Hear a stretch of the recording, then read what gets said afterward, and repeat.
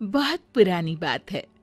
सुंदर नगर में सोमा नाम की औरत अपने पति रमेश और 4 बेटों के साथ रहती थी। सोचती हूँ बुढ़ापे से पहले ही चारों धाम कर लेती हूँ, फिर हाथ पैर साथ दें या ना दें। अरे भगवान, अकेले में क्या बड़बड़ा रही हो?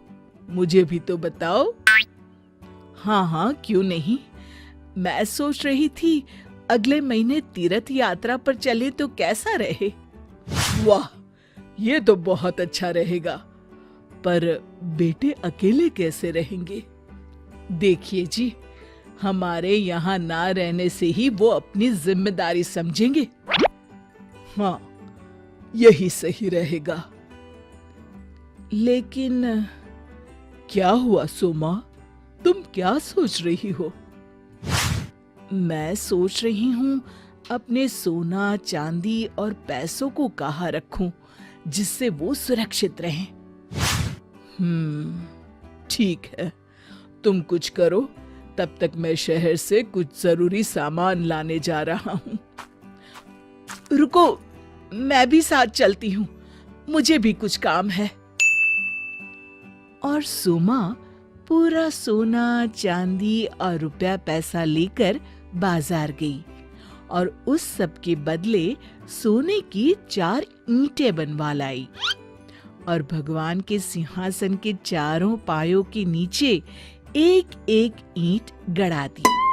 अगले दिन उन्होंने चारों बेटों को बुलाया और कहा, देखो, मैं और तुम्हारी माँ तीर्थ यात्रा पर जा रहे हैं।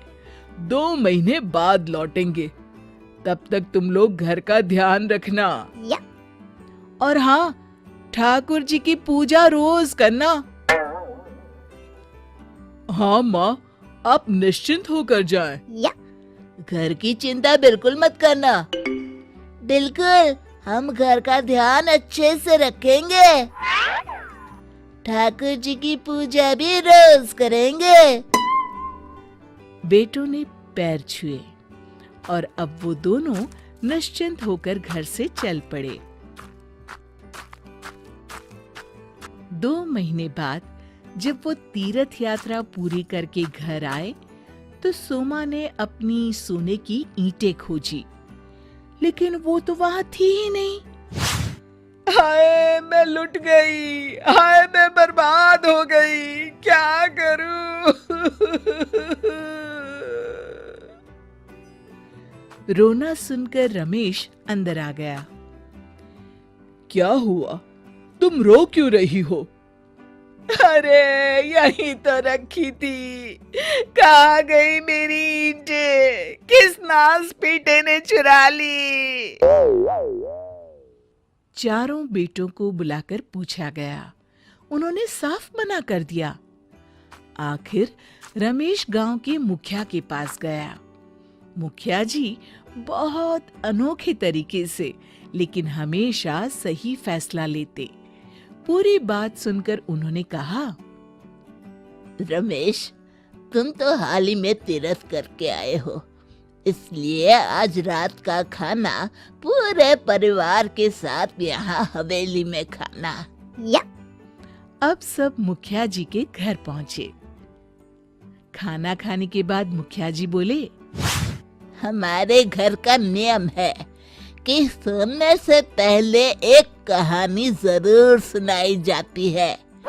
क्या तुम लोग भी सुनना चाहोगे? हाँ हाँ, जरूर। तो सुनो। किसी जमाने में 2 बहुत अच्छे दोस्त थे, वीरेंद्र और विक्रम। उनकी दोस्ती की कस्में खाई जाती थी। एक बार वीरेंद्र ने अपने दोस्त की परीक्षा लेना चाहा। दोनों दोस्त रात में बैठे हुए थे कि अचानक, क्या तुम अपनी कोई भी चीज मुझे दे सकते हो? हाँ हाँ बिल्कुल। पिछले महीने तुम्हारे घर बेटा पैदा हुआ है और आज मेरा मन कर रहा है कि नरम इंसानी मांस खाऊं। क्या तुम मुझे अपना बेटा दे सकते हो? अभी लाता हूँ दोस्त, कहकर विक्रम घर की तरफ चल दिया और रोते हुए पत्नी सीता को सारी बात बताई। आपको हर हाल में अपना वचन निभाना चाहिए। ये लीजिए अपना बेटा। पर बेटे को हाथ में लेते ही उसके हाथ कांपने लगते हैं और वो उसे वापस पत्नी की गोद में डाल देता है। आप परेशान ना हो, मैं ही चली जाती हूँ। आपका वचन टूटना नहीं चाहिए। और फौरन बेटे को लेकर विक्रम के घर की तरफ चल पड़ी। रास्ते में उसे दो चोर मिले और उसे चाकू दिखाकर बोले, जो कुछ भी तुम्हारे पास है चुपचाप हमारे हवाले कर दो। भैया, अभी मैं जल्दी में हूँ, थोड़ी देर इंतजार करो। मैं वचन देती हूँ, लौटकर अपना पूरा जेवर तुम्हें सौंप दूंगी। चोरों ने उसकी बात मान ली और जाने दिया। उधर विक्रम की पत्नी को सामने देखकर वीरेंद्र बोला, तुम बिल्कुल मेरी बहन जैसी हो और ये तो मेरा भांजा है। मैं तो विक्रम की परीक्षा ले रहा था और वो सफल हुआ है। फिर ढेर सारा धन दिया और कहा, ये मेरी तरफ से तुम दोनों को तोहफा है, अब तुम घर जाओ। सीता खुशी खुशी अपने घर चल दी। रास्ते में उसे फिर से चोर मिले। उन्हें देखकर सीता ने कहा, भैया, आप मेरे सारे जेवर ले लो, मैं अपना वचन नहीं तोड़ूंगी। चोरों ने उनकी ईमानदारी देखते हुए कहा, नहीं बहन, तुम जाओ, एक घर तो भूत प्रेत भी छोड़ते हैं, तुमने तो हमें भैया कहा है। इस तरह वो अपने घर आ गई। सबने कहा, बहुत अच्छी कहानी, बहुत अच्छी कहानी। अब मुखिया जी ने रमेश के बेटों से कहा, तुम लोग बारी बारी से बताओ कि इनमें से सबसे महान कौन है और क्यों है। मेरे हिसाब से सबसे ज्यादा महान विक्रम है, क्योंकि दुनिया में सबसे प्यारा कुछ है तो वो अपना बेटा है, पर वचन पूरा करने के लिए उसने बेटा भी दे दिया। मुझे लगता है कि चोर ही सबसे महान है। इतनी आसानी से भला कोई हाथ आया माल छोड़ता है कभी? मुझे लगता है सीता सबसे अधिक महान है, क्योंकि वचन तो विक्रम ने दिया था पर उसने निभाया। मुझे लगता है वीरेंद्र सबसे महान है।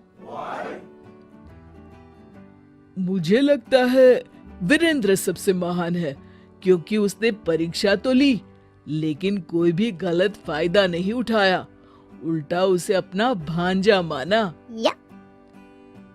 पक्का तुम्हारे मंझले बेटे ने ही सोने की ईंटें चुराई है। अब वो कैसे? क्योंकि बाकी सब ने अच्छे लोगों का पक्ष लिया, लेकिन उसे चोर ही भले लगे।